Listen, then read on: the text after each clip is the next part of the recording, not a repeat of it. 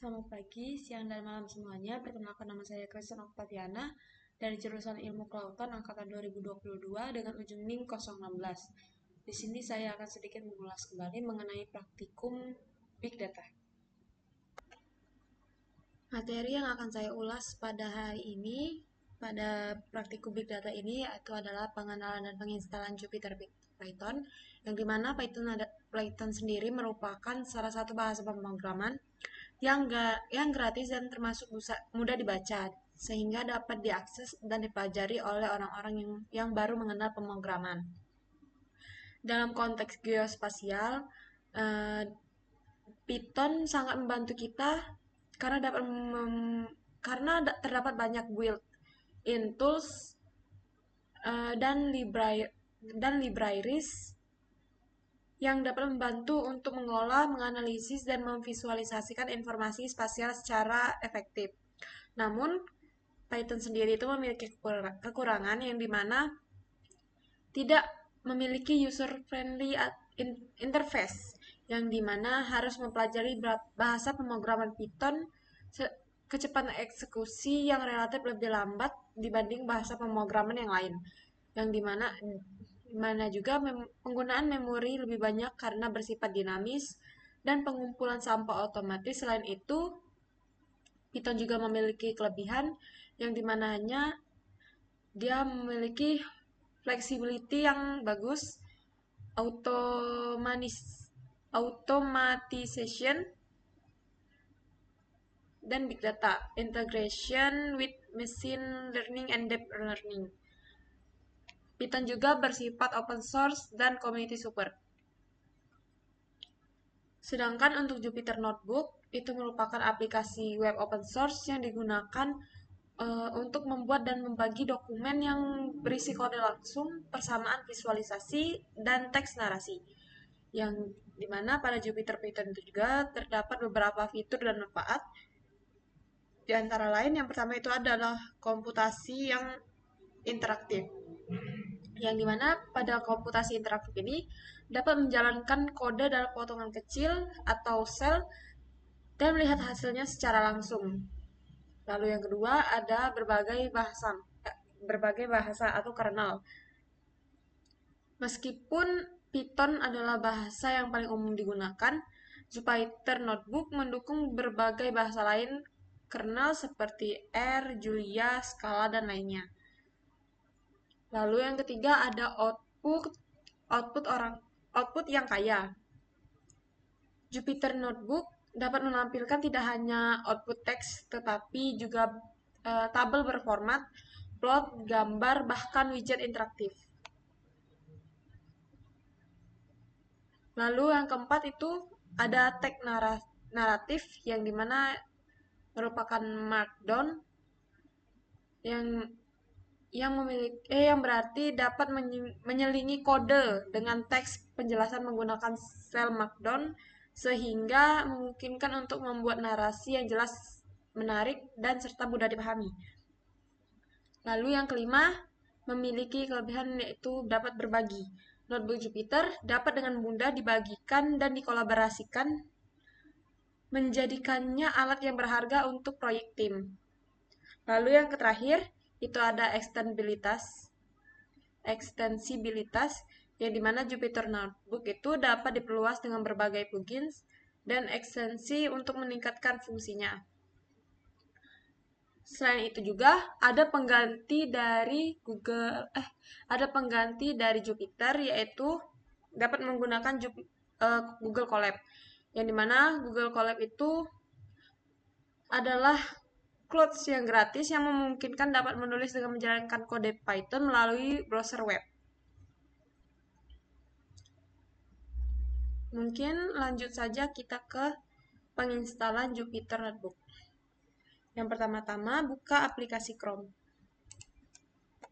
Setelah membuka aplikasi Chrome, silahkan kalian men-search Python, kemudian pilih download, lalu kalian pilih download versi yang terbaru.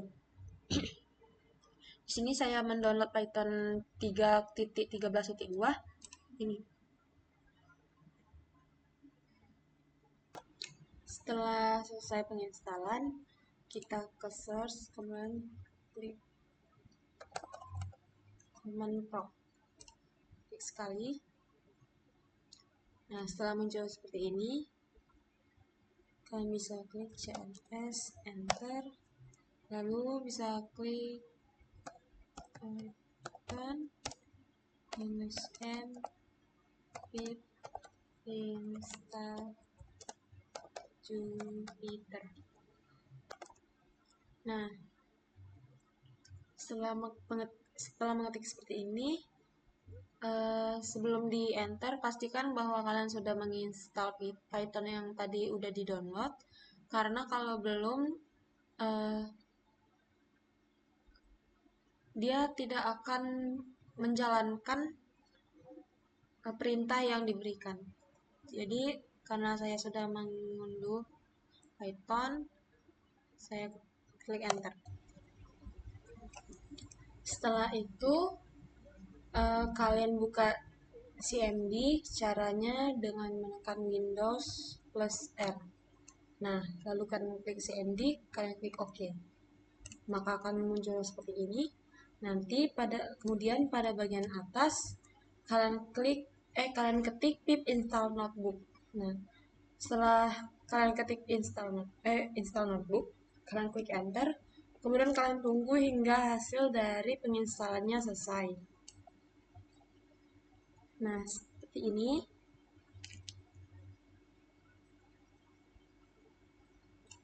Nah, kemudian apabila sudah seperti ini hasil akhirnya, kalian ketik kembali Jupyter Notebook. Kalian tunggu hingga proses pemrogramannya selesai, lalu maka kalian akan diarahkan untuk memilih website yang akan digunakan. Nah, untuk websitenya, kemudian saya akan menggunakan Chrome. Nah, maka akan diarahkan ke Jupyter Notebook. Nah, kemudian kalian klik New, kalian pilih Python 3.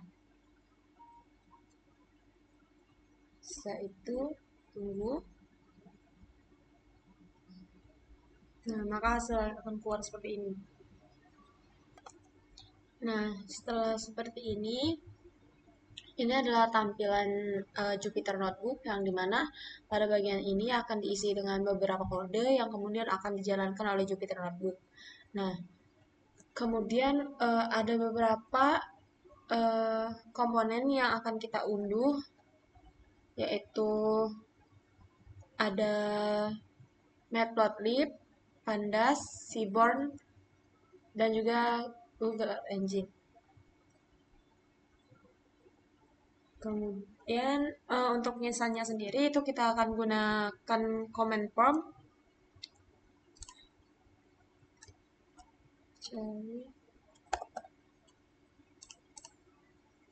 Kita buka. Nah, kemudian kita ketik pip install matplotlib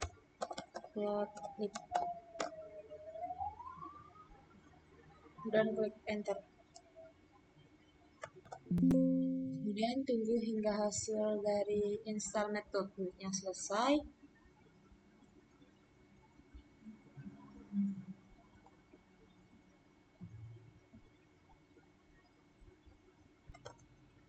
Kemudian setelah selesai penginstalan matplotlib, kemudian kita ketik lagi pip install pandas,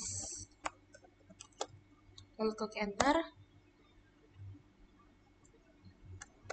Nah, kemudian kita tunggu hingga penginstalannya selesai.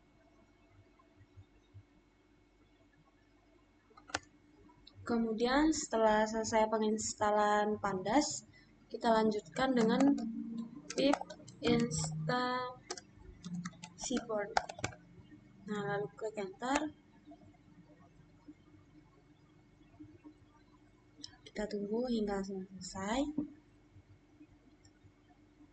Nah, setelah selesai penginstalan Seaborn, kita lanjut ke penginstalan Earth Engine API. Nah, ketik seperti ini, lalu klik enter.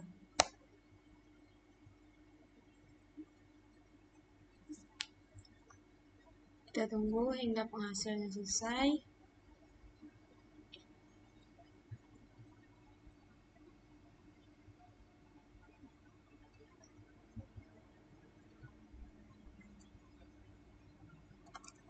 Nah, kemudian kita tunggu hingga download dari Google Apps-nya itu selesai. Lanjut.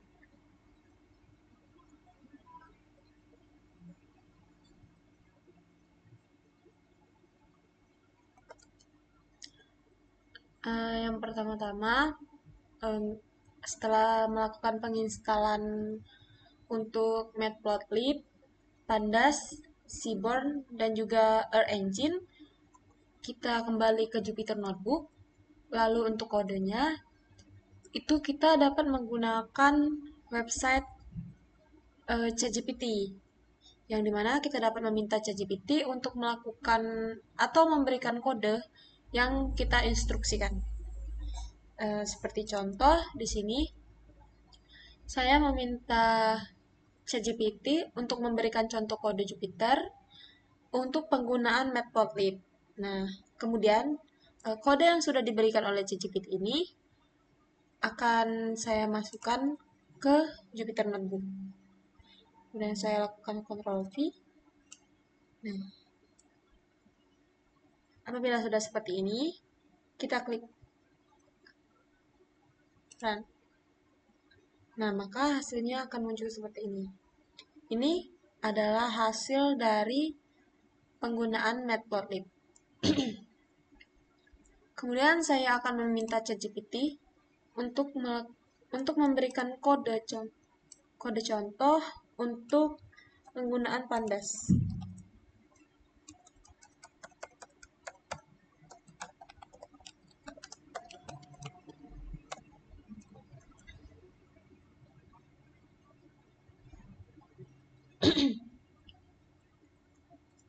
Nah, di sini ChatGPT sudah memberikan untuk contoh dari Matplotlib menggunakan Pandas. Kemudian saya copy, lalu saya masukkan di Jupyter Notebook. Ctrl V.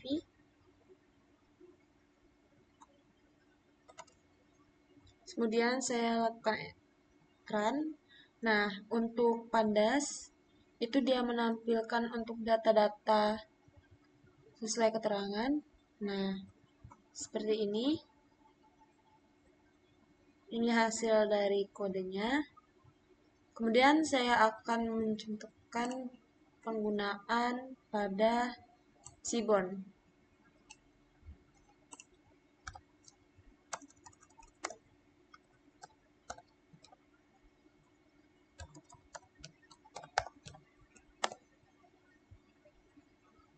Kita tunggu hingga kodenya berubah.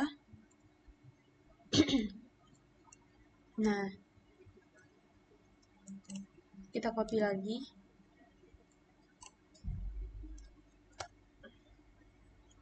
Kemudian kita klik Run. Kita tunggu.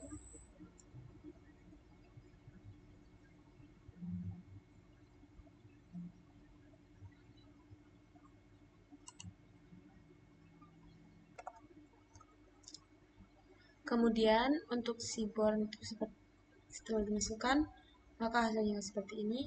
Nah, namun dapat terlihat pada bagian ini terdapat beberapa yang mengalami error. Jadi, saya melakukan screenshot pada bagian error, lalu saya masukkan ke ChatGPT. Lalu saya tanyakan, mengapa error tersebut dapat terjadi. Di sini ChatGPT memberikan solusi untuk mengubah kode dan memberikan dua solusi untuk mengubah kode. Pertama, saya akan menggunakan kode ini yang akan diubah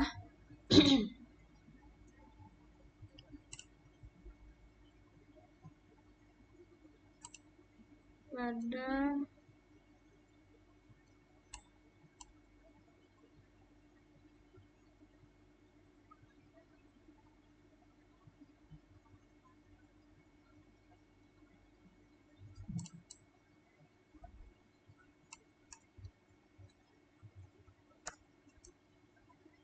Lalu saya klik run kembali.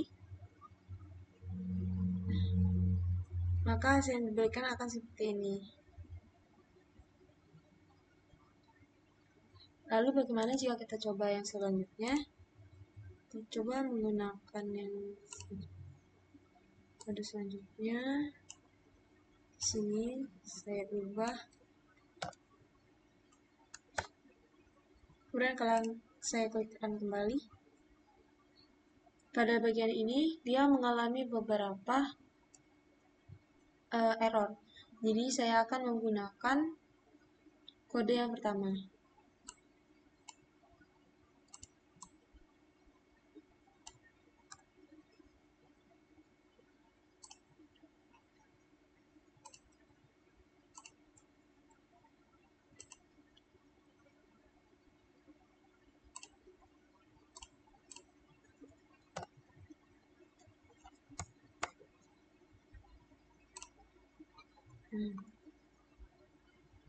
Lalu setelah itu kita lanjut ke Earth Engine.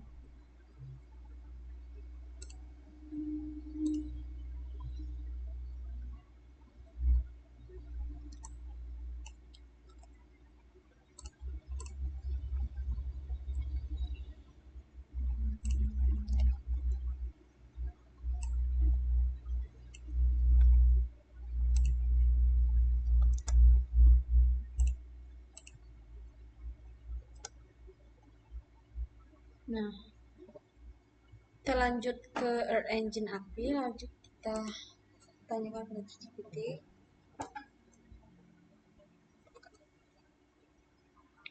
Tunggu hingga selesai.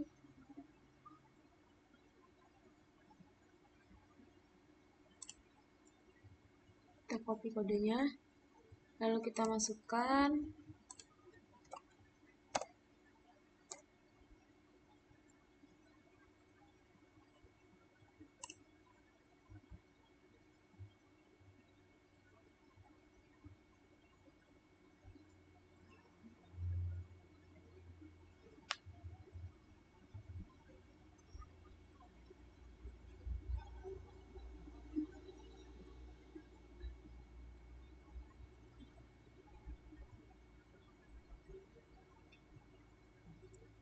Nah, di sini terjadi beberapa error karena untuk penggunaan Earth Engine sendiri itu sedikit krusial.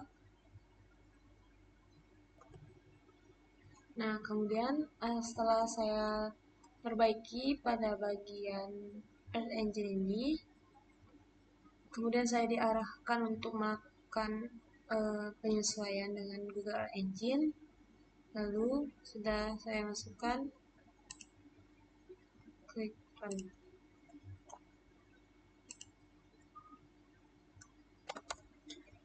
Kemudian ada beberapa contoh untuk penggunaan Jupyter Notebook pada pengolahan data. Di sini saya sedikit memberikan contoh pada pengolahan salinitas dengan kode seperti ini, lalu menghasilkan grafik garis sederhana dan juga salinitas yang ada di file. Nah,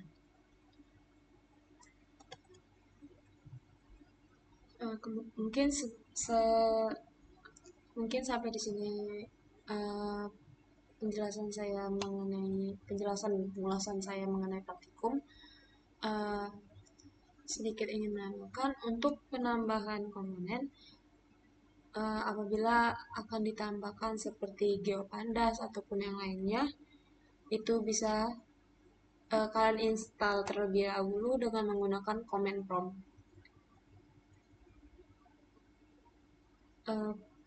Pada penginstalan Python itu pastikan setelah melakukan penginstalan itu kalian melakukan modify, yang dimana pada modify itu kalian checklist pada bagian pip, dimana agar pada saat kalian memasukkan pip install di command prompt ataupun cmd itu tidak mengalami error. Mungkin sekian penjelasan saya. Apabila salah Apabila saya terdapat salah kata, saya mohon maaf. Saya ucapkan terima kasih.